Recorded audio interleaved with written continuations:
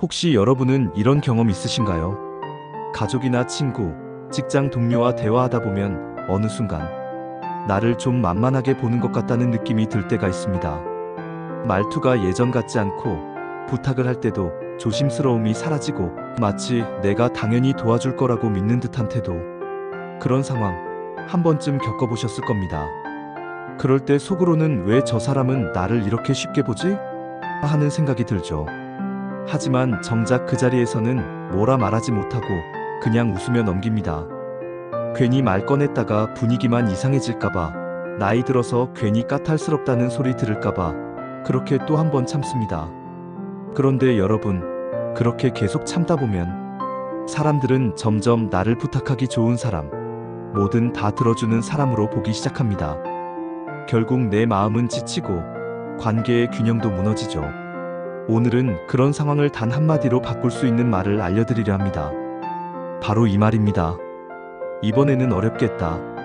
이 짧은 말 한마디가 상대의 태도를 바꾸고 내 마음을 지키는 놀라운 힘을 가지고 있습니다. 제가 아는 영자 씨라는 분이 있습니다. 참 착하고 따뜻한 분이에요. 친구들이 모임을 하면 제일 먼저 장소를 알아보고 음식 주문도 맡고 차가 없는 친구를 대신 태워주기도 합니다. 언제나 먼저 손을 내밀고 괜찮아, 내가 할게 하던 분이었죠. 그런데 어느 날 문득 이런 생각이 들었다고 해요. 왜 매번 나만 이걸 하고 있지? 다들 고마워하긴 하는데 왜 당연하게 생각하는 것 같지? 그날 이후로 영자 씨는 마음이 조금씩 지쳐갔습니다.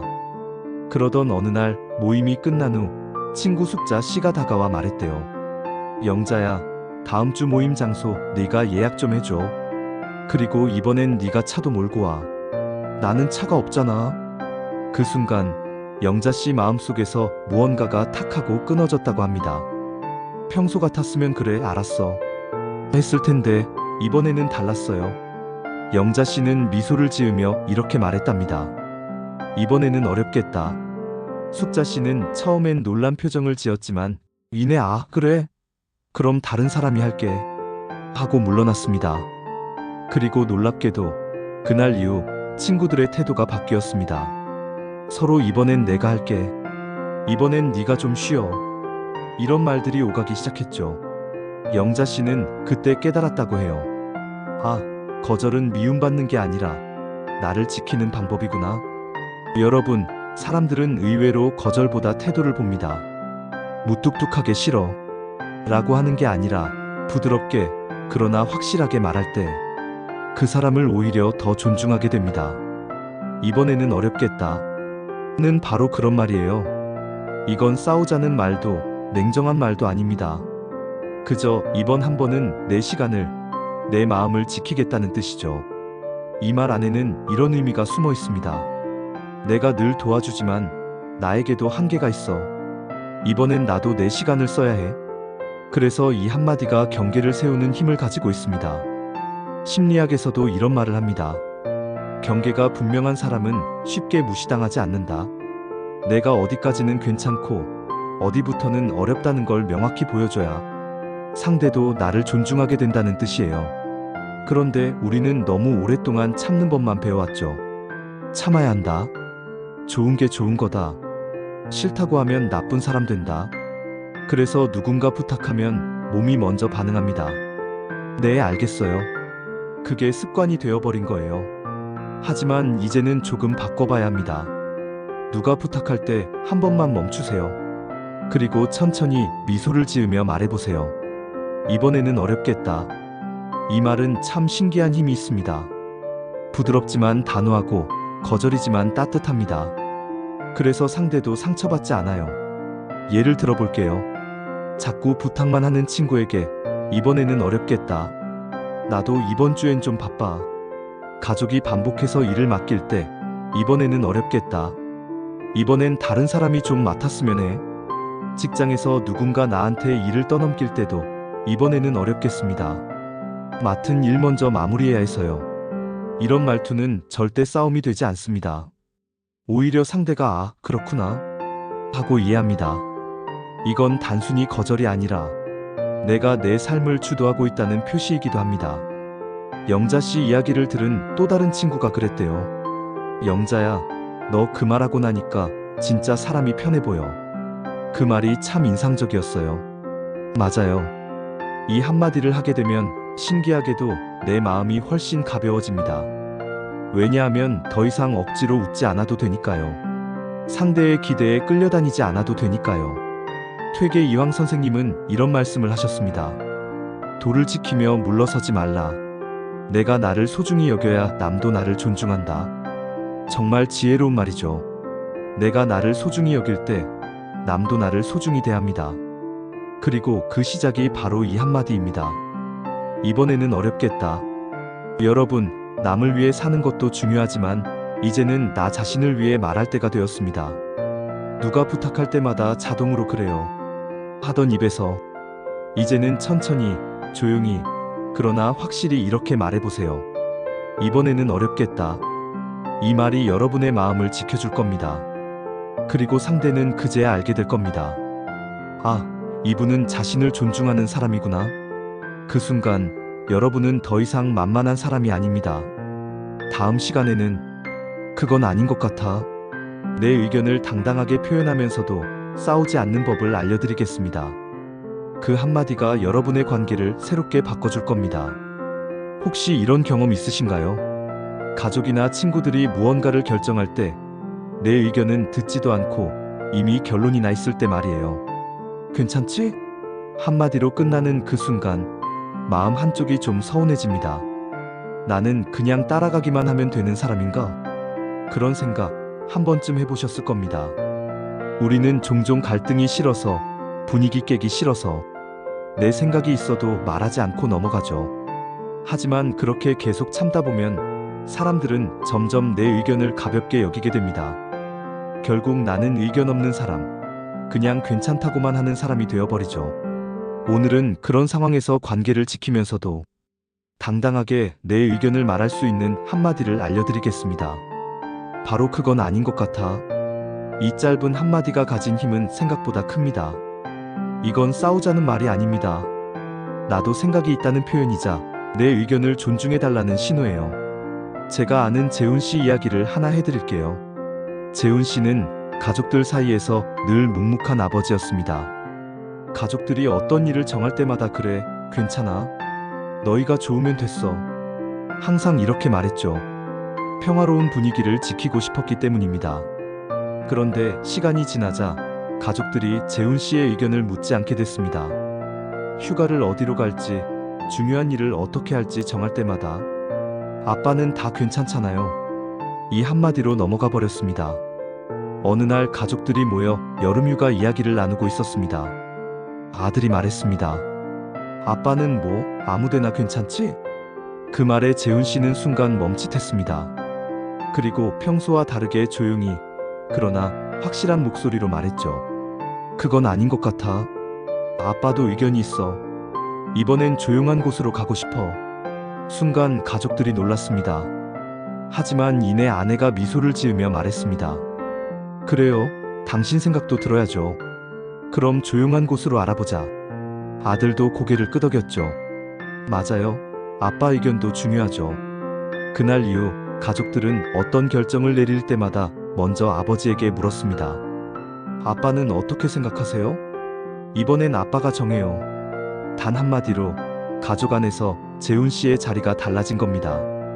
여러분, 사람들은 침묵을 동의로 착각합니다. 아무 말도 하지 않으면 괜찮은가 보다 라고 생각하죠. 그래서 내 자리가 점점 줄어들고 나중에는 내 존재 자체가 의견이 없는 사람으로 굳어져 버립니다. 그럴 때 필요한 말이 바로 그건 아닌 것 같아 입니다. 이 말은 공격이 아니라 존중의 표시예요. 내가 내 생각을 존중하니까 상대도 그걸 존중하게 되는 겁니다. 이 말을 쓸 때 중요한 건 톤입니다. 화를 내거나 비난하는 어투가 아니라 차분하고 부드럽지만 확실하게 말해야 합니다. 예를 들어 가족이 내 의견을 무시할 때 그건 아닌 것 같아. 나는 이렇게 생각해. 친구가 내 감정을 가볍게 넘길 때 그건 아닌 것 같아. 난 좀 다르게 느껴. 직장에서 누군가 내 생각을 가로채려 할 때 그건 아닌 것 같습니다. 제 생각은 이렇습니다. 이렇게만 말해도 상대는 태도를 바꿉니다. 왜냐하면 여러분이 자신의 경계를 가진 사람이라는 걸 느끼기 때문이죠. 심리학에서는 이런 말을 합니다. 자신의 의견을 표현하지 않으면 결국 타인의 결정에 따라가게 된다. 내가 말하지 않으면 누군가 대신 말합니다. 그리고 그 말이 내 인생을 대신하게 되죠. 그래서 내 생각을 표현하는 건 단순한 선택이 아니라 책임이에요. 내 삶을 내가 이끄는 주체로서의 책임. 율곡 이 선생은 이렇게 말했습니다. 사람은 뜻을 세우고 말해야 하며 말로써 뜻을 이뤄야 한다. 내 뜻이 있어도 말하지 않으면 아무도 모릅니다. 결국 내 인생은 남이 정한 길로 흘러가게 되죠. 그러니 이제는 두려워하지 마세요. 그건 아닌 것 같아. 이건 싸움의 말이 아닙니다. 나를 지키는 말, 나를 존중하는 말입니다. 제가 상담을 하던 중 한 아주머니가 이런 말씀을 하셨어요. 내가 늘 가족들 말만 따랐는데 나중엔 아예 내 얘기를 안 물어봐요. 그냥 정해놓고 알려주기만 해요. 그래서 제가 말씀드렸죠. 다음엔 이렇게 한번 말해보세요. 그건 아닌 것 같아. 며칠 후 그분이 웃으며 오셨습니다. 정말 해봤어요. 딸이 여행 일정 혼자 정해왔길래 이번엔 제가 말했어요. 그건 아닌 것 같아. 엄마도 의견이 있어. 그날은 병원 가야 해. 그랬더니 딸이 바로 엄마 그날 병원 가시죠? 몰랐어요. 그럼 날짜 바꿀게요. 하더라고요. 그분의 눈에는 눈물이 맺혀 있었어요. 그 한마디로 이렇게 바뀔 줄 몰랐어요. 이게 바로 말의 힘입니다. 여러분, 내 의견을 말한다고 해서 이기적인 사람이 되는 건 아닙니다.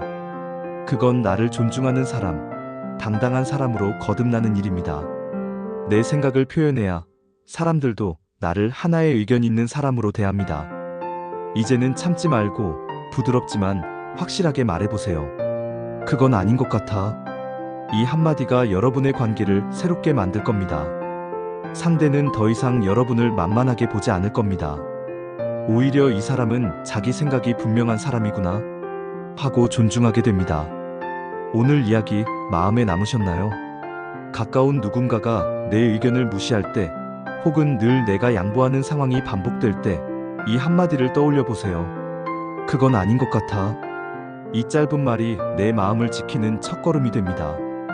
다음 편에서는 이번에는 내가 좀 쉬고 싶어라는 말로 내 마음을 돌보고 남에게 휘둘리지 않는 법을 이야기해 드리겠습니다. 쉬는 것은 게으름이 아니라 존중입니다. 살다 보면 이런 순간이 있습니다. 왜 이렇게 피곤하지? 하루 종일 남 일만 하다 보니 정작 나는 언제 쉬나? 누구 부탁만 들어주다가 내 시간은 온통 남의 일이 되어버린 것 같은 날. 혹시 여러분도 그런 날 있으셨죠? 우리는 착해서, 미안해서, 혹은 습관처럼 늘 남을 먼저 챙깁니다. 가족을 위해, 친구를 위해, 회사 사람들을 위해. 그래서 늘 그래, 알았어. 괜찮아, 내가 할게. 그 말을 입에 달고 살죠. 그런데 그렇게 살다 보면 이상하게 고마움보다 당연함이 더 많이 돌아옵니다. 누군가가 부탁할 때 이번에도 좀 도와줄래? 하면 그 사람 머릿속에는 이미 당연히 해줄 거야 라는 생각이 들어 있습니다. 이게 반복되면 사람들은 점점 여러분을 언제든 부탁해도 되는 사람으로 보기 시작하죠. 오늘은 그럴 때 필요한 아주 간단한 말, 하지만 여러분의 삶을 바꿀 수 있는 한마디를 알려드릴게요. 바로 이번에는 내가 좀 쉬고 싶어. 이 말을 처음 하려면 조금 용기가 필요합니다. 왜냐하면 평생 남을 먼저 챙겨온 분들이라면 이기적으로 보이면 어쩌지? 하는 생각이 들기 때문이죠. 하지만 이 말은 이기심이 아니라 자기 존중입니다. 내가 건강해야 내가 다시 누군가를 도와줄 수도 있습니다. 제가 아는 영자씨 이야기를 해드릴게요. 영자씨는 자식들, 남편, 친구들까지 모두에게 언제든 부탁해도 되는 사람이었습니다. 주말이면 손주를 봐주고 친구들이 힘들다고 하면 달려갔죠. 그런데 어느 날 거울을 보니 얼굴이 너무 지쳐 있었대요. 나 언제 이렇게 늙었지? 그때 처음 생각했답니다. 나는 왜 늘 남의 일만 챙겼을까? 정작 나를 위한 시간은 하나도 없네. 그 무렵 딸이 전화를 걸었습니다. 엄마, 이번 주말에 또 애 좀 봐줄 수 있어? 나 너무 피곤해. 평소 같으면 그래, 알았어 했을 텐데 이번엔 영자 씨가 잠시 숨을 고르고 말했대요. 이번에는 내가 좀 쉬고 싶어. 딸은 잠시 조용하더니 그래요, 엄마도 쉬셔야죠. 그렇게 대답했답니다. 그날 이후로 가족들이 달라졌습니다. 딸은 부탁하기 전에 엄마, 이번 주 괜찮으세요? 하고 물었고 남편도 이번 주엔 당신 좀 쉬어 하며 도와주기 시작했죠. 그 한마디가 가족의 태도를 바꾼 겁니다. 여러분, 이번에는 내가 좀 쉬고 싶어. 이 말은 단순히 쉬겠다는 선언이 아닙니다. 이제는 내 마음도 돌보겠다 는 다짐이에요. 내가 나를 지키지 않으면 누구도 대신 지켜주지 않습니다.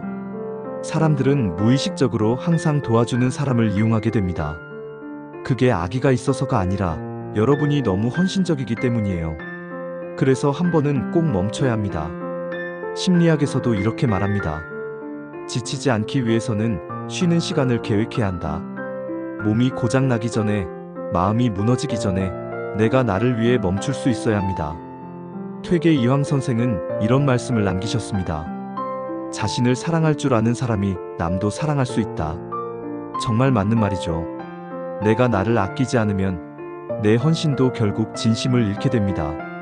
지쳐버린 마음으로 하는 도움은 어느새 의무가 되고 억울함이 되니까요. 그래서 이 말을 꼭 해보세요. 이번에는 내가 좀 쉬고 싶어. 이건 단순한 말이 아니라 내 마음을 회복시키는 주문입니다. 이 말을 하게 되면 상대는 이 사람도 자기 시간을 소중히 여기는구나 하고 존중하게 됩니다. 한 어르신이 이런 말씀을 하셨어요. 평생 가족을 위해 살았는데 어느 날 문득 너무 허무했어요. 내가 이렇게 애썼는데 왜 아무도 고맙다고 안 하지? 그래서 제가 말씀드렸습니다. 그건 가족이 나빠서가 아니라 선생님이 늘 괜찮다고 하셨기 때문이에요. 이제는 괜찮다 대신 이번에는 내가 좀 쉬고 싶어라고 말해보세요. 며칠 후 그분이 웃으며 오셨어요. 정말 해봤어요. 딸이 또 손주 봐달라고 하길래 그랬어요. 이번에는 내가 좀 쉬고 싶어. 그랬더니 딸이 미안하다고 하면서 엄마도 쉬셔야죠. 이번엔 제가 알아서 할게요. 하더라고요. 그 한마디로 모든 게 달라졌어요. 그분의 표정은 오랜만에 편안했습니다. 쉬는 건 도망이 아닙니다. 회복이고 준비예요. 여러분, 이제는 조금 멈춰도 괜찮습니다. 세상은 여러분이 잠시 쉬어도 그대로 돌아갑니다. 오히려 내가 쉴 때 내 마음이 다시 힘을 얻습니다. 쉬는 건 약함이 아니라 용기입니다. 나도 내 인생의 주인이다라는 선언이에요. 그러니 다음에 누군가가 부탁할 때 한 번만 천천히 숨을 고르고 이렇게 말해보세요.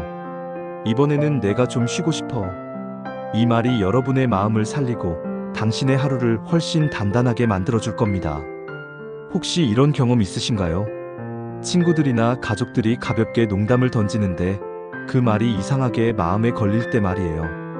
웃으면서 넘기긴 했지만 속으로는 상처가 남고 왜 나한테만 저렇게 말하지?